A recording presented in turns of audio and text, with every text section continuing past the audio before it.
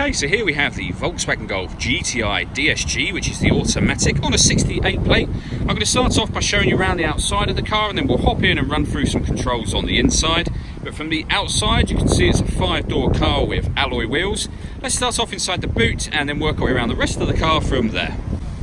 So as we approach the boot, you can see we have reversing sensors, plenty of boot space as well, along with that 60/40 split folding rear seat, and then underneath this tray section, a space saver spare wheel.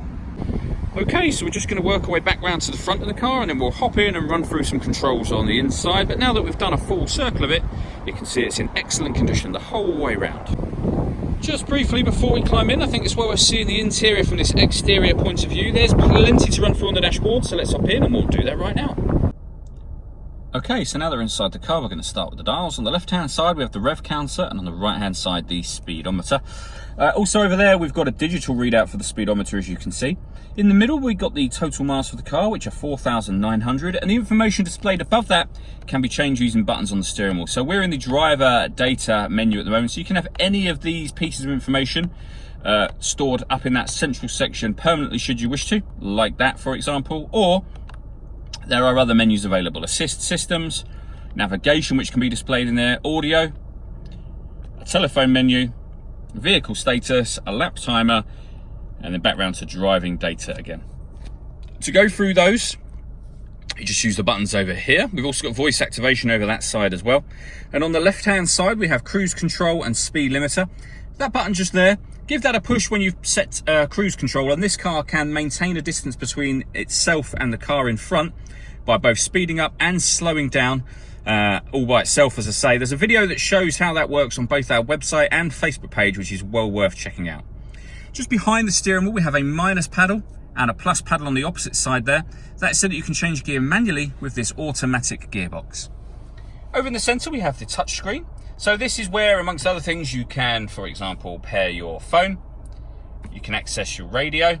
When it comes to the radio, we have DAB, FM and AM, as you can see. If you want to listen to your own music, there's plenty of ways to do that, as you can see on the screen now. They include Bluetooth audio, so once you pair your phone, not only will you be able to make and receive phone calls, but you'll also be able to stream your music wirelessly as well.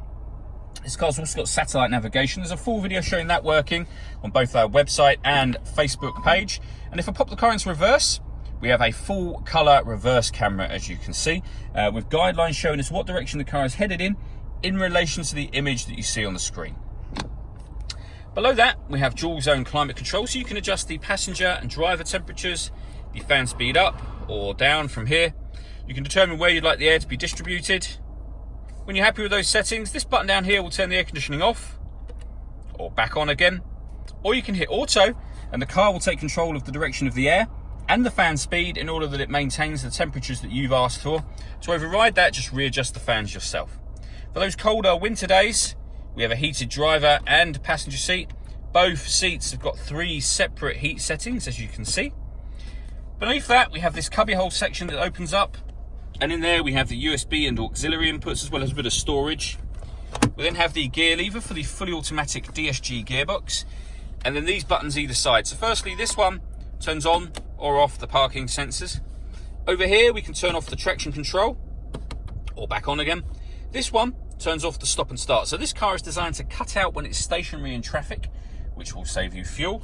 This button turns that system on or off.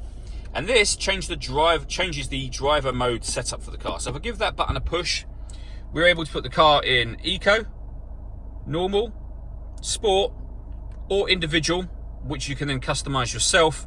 As you can see, there's plenty of things that you can change. So you can have the steering, for example, on sport, whilst having the gearbox on eco. You can do any of that you want, and then you've got your own individual settings set up there. Otherwise, most of the time you'll be in normal.